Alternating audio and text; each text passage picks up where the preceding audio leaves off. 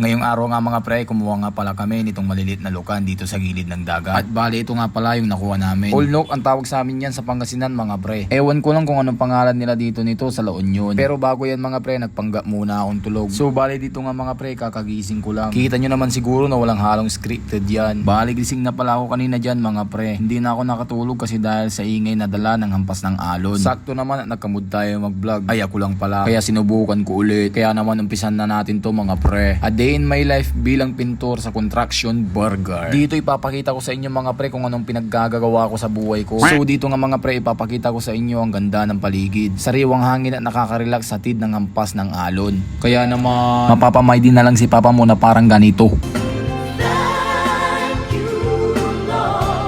Okay na yan, tama ka na, huy. Sa totoo lang, gustong gusto ko talaga mag-vlog ng halos araw-araw mga pre. Ang kaso lang, mahihayin kasi talaga ako sa camera. Hello guys, good morning guys. Dito tayo sa La Union. Gago!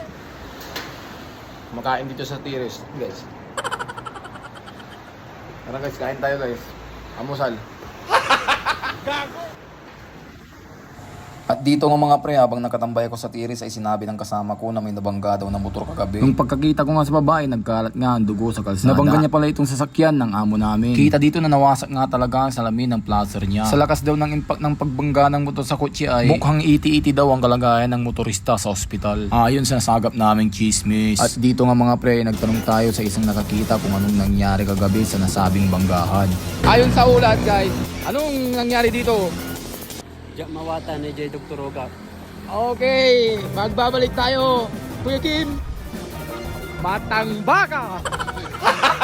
Gago! Flex ko lang pala mga member ng Dupad dito sa La Union. Araw-araw naglilinis ng kalsada ang mga ito mga pre para sa pagkakaalam nyo lang. At talaga namang tumutupad sila sa tupad mga pre. Sa amin kasi mga member ng Dupad magpapapicture lang sa tapat ng basuran nila na may hawak-hawak na sako ay okay na. Pera na agad, easy money ang mga puki ng ina. So balik tayo dito mga pre. Bali itong apat na hamba ng door pala ang gagawin natin. Bali babarnisyan ko yung hamba na yan mga pre. At dito nga pinagtatanggal ko na ang mga sagaba na nakadikit dito sa hamba. Pero bago yan mga pre, nagtimpla muna ako ng masilya. Ito pala easy tight pati mga pre. Kinulayan ko siya ng hansa yellow para makuha natin agad yung kulay ng wood. Ganto pala ang pamamaraan ko sa pagmamasilya ng wood o kahoy lalo na pag varnish mga pre. Para mag-match yung kulay ng kahoy kapag na-varnish ko na siya. Kapag pinaghalo ko kasi yung kulay ng hardener niya na kulay red ay magiging maple na yung kulay nito. So madali ko na lang siyang i-adjust sa kulay na varnish na gusto nila na mahogany. At dito nga ay pinagmamasilya ko na ang lahatan gamit pa. At nilihan na din ang surroundings ng hamba para mabarnisan ko na ito. Pasensya na mga pre, medyo mahihain talaga. Kita nyo naman siguro ngayon kung paano ako mahiya sa harap ng camera mga pre. Kaya minsan di na ako nag-upload. Hype kasi minsan itong CP ko walang pakisama. Napo-full storage agad kapag nag-i-start na ako sa paggawa ng vlog. Kaya yung story ng vlog ko minsan ay hindi natutuloy. Kaya doon ako natatamad minsan mag-upload kasi kulang, di ko mabuo yung story. Bigla akong nahiya sa inyo mga pre, kaya break time muna tayo.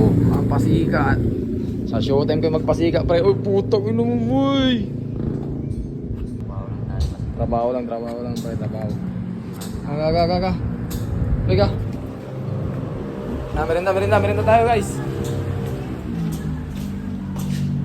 Awit ang pilitin kung di ka panda. Sa susunod na lang, sa susunod na lang.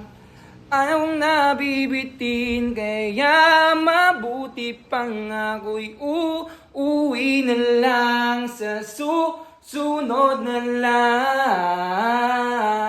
Yeah. At dito nga mga pre, di na kami nag-break time. Kumuha na lang kami nitong maliliit na burat. Ay gagi, sinong gumawa nito?